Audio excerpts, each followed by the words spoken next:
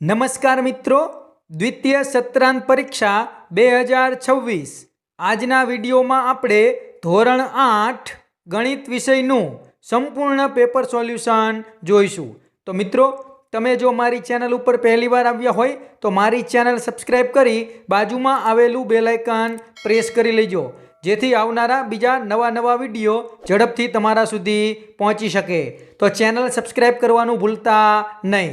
તો ચાલો મિત્રો, આજે આપણે ધોરણ 8 ગણિત વિષયનું સંપૂર્ણ પેપર સોલ્યુશન જોઈએ। પ્રશ્ન 1A એમાં પહેલામાં જવાબ આવશે A 100, બીજામાં જવાબ આવશે A 110, ત્રીજામાં જવાબ આવશે A મુદ્દલ। ત્યાર પછી પ્રશ્ન 1B એમાં દાખલા ગણવાના છે। તો પહેલો દાખલો જુઓ, મેં ગણેલો છે કે કબાટની ચૂકવવાની રકમ, તો કેટલી રકમ ચૂકવવાની થશે? ₹4500। ત્યાર પછી બીજો દાખલો જોઈએ, એમાં આપણે ચક્રવૃદ્ધિ વ્યાજ મુદ્દલ શોધવાનું છે। તો એમાં જવાબ આવશે ₹12,100। ત્યાર પછી આગળ જોઈએ ત્રીજો દાખલો, તો ત્રીજા દાખલામાં જવાબ આવશે ₹23,000। ત્યાર પછી ચોથો દાખલો, એમાં જવાબ આવશે ₹525। દાખલો કઈ રીતે ગણાય એ મેં અહીં ગણેલો છે, તમે જોઈ શકો છો। ત્યાર પછી પ્રશ્ન 2A એમાં દાખલા ગણવાના છે। તો પહેલો દાખલો, એમાં જવાબ આવશે x² + 4x + 3। બીજો દાખલો, એમાં જવાબ આવશે x² + 3x - 4। ત્યાર પછી ત્રીજો દાખલો, એમાં જવાબ આવશે x² + 5x + 6। ચોથો દાખલો, એમાં જવાબ આવશે x² + 7x + 10। ત્યાર પછી પાંચમો દાખલો જોઈએ, એમાં જવાબ આવશે x² - ax - 2। ત્યારબાદ આગળ જોઈએ પ્રશ્ન 2B એમાં પણ દાખલા ગણવાના છે। તો જુઓ, પહેલો દાખલો મેં ગણેલો છે, એમાં જવાબ આવશે 8x² + 14x - 15। બીજો દાખલો, એમાં જવાબ આવશે 6y² - y - 12। ત્યાર પછી આગળ જોઈએ પ્રશ્ન 3 એમાં દાખલા ગણવાના છે। તો જુઓ, પહેલો દાખલો છે ચતુષ્કોણનું ક્ષેત્રફળ, તો સૂત્ર મૂકી અને કિંમત મૂકવાની છે। તો જવાબ આવશે 40 સેમીનો વર્ગ। ત્યાર પછી બીજો દાખલો જોઈએ ચતુષ્કોણનું ક્ષેત્રફળ, તો એમાં પણ તમે સૂત્ર મૂકી કિંમત મૂકશો તો જવાબ આવશે 150 સેમીનો વર્ગ। ત્યાર પછી પ્રશ્ન 4A એમાં જોડકા જોડવાના છે। તો પહેલાની સામે આવશે B, બીજામાં આવશે A, ત્રીજામાં આવશે D અને ચોથામાં આવશે C। ત્યારબાદ આગળ જોઈએ પ્રશ્ન 4B એમાં દાખલા ગણવાના છે। તો પહેલો દાખલો કુલ પૃષ્ઠફળ, સૂત્ર મૂકો, એમાં કિંમત મૂકો તો જવાબ આવશે 2400 સેમીનો વર્ગ।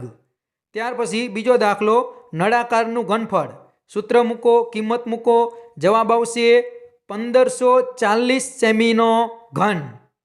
ત્યારબાદ આગળ જોઈએ પ્રશ્ન 5A એમાં પહેલા પ્રશ્નમાં જવાબ આવશે B 1, બીજા પ્રશ્નમાં જવાબ આવશે B x⁵, ત્રીજા પ્રશ્નમાં જવાબ આવશે B 16, ચોથા પ્રશ્નમાં જવાબ આવશે D 3/6। ત્યારબાદ આગળ જોઈએ પ્રશ્ન 5B એમાં દાખલા ગણવાના છે। તો જુઓ, પહેલો દાખલો ગણેલો છે, એમાં જવાબ આવશે 32, બીજો દાખલો ગણેલો છે, એમાં જવાબ આવશે 25, ત્રીજો દાખલો એમાં જવાબ આવશે x⁻², ચોથો દાખલો એમાં જવાબ આવશે x²। ત્યાર પછી પ્રશ્ન 6A એમાં પહેલામાં જવાબ આવશે વ્યસ્ત પ્રમાણ, બીજામાં આવશે વ્યસ્ત પ્રમાણ, ત્રીજામાં આવશે સમપ્રમાણ અને ચોથામાં આવશે વ્યસ્ત પ્રમાણ। ત્યાર પછી પ્રશ્ન 6B દાખલા ગણવાના છે। જુઓ, પહેલો દાખલો મેં ગણેલો છે, જવાબ આવશે ઘાસચારો 4 દિવસ ચાલશે।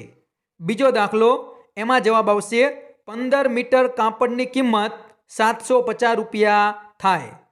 પ્રશ્ન 7A એમાં પહેલો દાખલો, એમાં જવાબ આવશે 4x - 5। બીજો દાખલો, એમાં જવાબ આવશે 7a(2). ત્રીજો દાખલો, તો એમાં જવાબ આવશે 5x। ચોથો દાખલો, એમાં જવાબ આવશે 3x + 5. ત્યારબાદ પ્રશ્ન 7b, એમાં પહેલો દાખલો છે, એમાં જવાબ આવશે 3x - 5 બીજા કૌંસમાં 3x + 5. બીજો દાખલો, એમાં જવાબ આવશે x + 5 કૌંસ ઉપર વર્ગ. ત્યાર પછી ત્રીજો દાખલો છે, એમાં જવાબ આવશે 2 કૌંસમાં x + 5 છેદમાં y - 4. ત્યાર પછી પ્રશ્ન 8a, એમાં આપણે જવાબો જોઈએ તો પહેલા પ્રશ્નમાં જવાબ આવશે 2 કિમી, બીજા પ્રશ્નમાં જવાબ આવશે 10 કિમી, ત્રીજા પ્રશ્નમાં જવાબ આવશે 10 વાગ્યા, ચોથા પ્રશ્નમાં જવાબ આવશે 10 કિમી અને પાંચમા પ્રશ્નમાં જવાબ આવશે 22 કિમી. પ્રશ્ન 8b, એમાં આપણે આલેખ દોરવાનો છે, રેખિક આલેખ. જો આ રીતે રેખા બને, સીધી રેખા, એ રીતે આપણે આલેખ દોરવાનો છે કે નીચે x ઉપર આપણે લઈશું સફરજનની સંખ્યા અને y ઉપર લઈશું કિંમત. પછી તમે આ રીતે બિંદુ મૂકતા જશો અને આ રીતે સીધી રેખામાં આલેખ બનશે. આને કહેવાય રેખીય આલેખ. તો મિત્રો, આ હતું ધોરણ 8 ગણિત વિષયનું પેપર સોલ્યુશન. જો આ વિડીયો તમને પસંદ આવ્યો હોય તો વિડીયો લાઈક કરજો, તમારા બીજા મિત્રોને શેર કરજો અને તમે જો મારી ચેનલ ઉપર પહેલીવાર આવ્યા હોય તો મારી ચેનલ સબસ્ક્રાઈબ કરી બાજુમાં આવેલું બેલ આઇકન પ્રેસ કરી લેજો, જેથી આવનારા બીજા નવા વિડીયો ઝડપથી તમારા સુધી પહોંચી શકે. તો ચેનલ સબસ્ક્રાઈબ કરવાનું ભૂલતા નહીં. Thank you.